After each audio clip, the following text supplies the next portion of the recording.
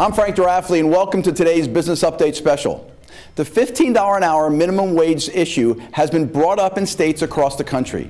Now New York's Governor Cuomo is pushing hard to get minimum wage legislation passed here in New York State for all industries. We want business to do well, and business is growing, and God bless, and let's share with the workforce, and let's all rise together.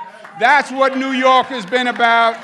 That's what this nation is all about. He has already, through an executive order, put in place the increase for all state workers and those in the fast food industry.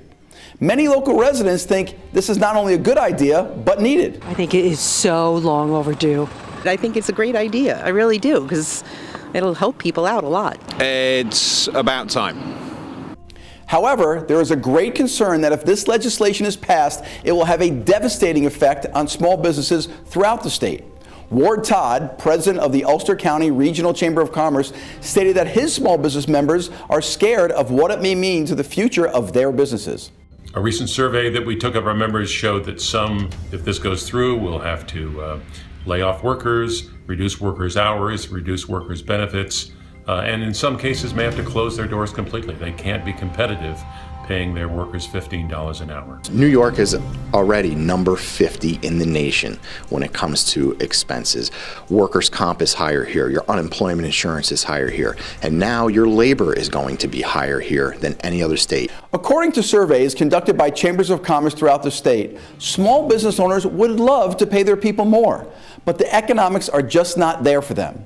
If they are forced to increase their minimum pay per hour from $9 to $15, it will not only stop them from hiring more people, but may actually force them to lose some employees and go put more pressure and work on their current staff. John Revitz, Chief Operating Officer of the Westchester Business Council and past New York State Assemblyman, talked about some of the additional concerns small business owners will have to face. You're going to have to deal with overtime issues that you probably never thought you were going to have to worry about, but now you might have to.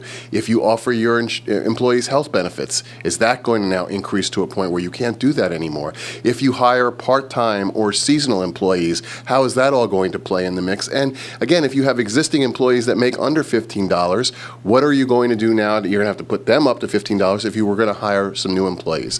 Mr. Revitz also made a great point about some business industries that seem to have been forgotten about when considering this legislation. So many not-for-profits in Westchester County, which really do critical work to help improve the quality of life for people, they could be faced with some really tough decisions that they would have to make. In 1 year, just the aides, not the office staff, we would have to come up with an extra $615,000 to pay them, and we do not have that kind of revenue. I know that it started in the fast food industry, and that's wonderful, but we don't have hamburgers that we can raise the price of. I would have to find someone to come in professionally to assist me with various things, but that is also quite expensive, and I don't know if I could manage that and for how long. They might have to cut programs.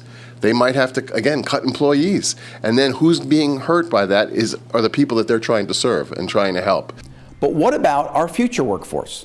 We help manage the workforce development program for Westchester County here at the Business Council of Westchester. That means we're trying to place kids between the ages of 16 and 24 into their first real jobs.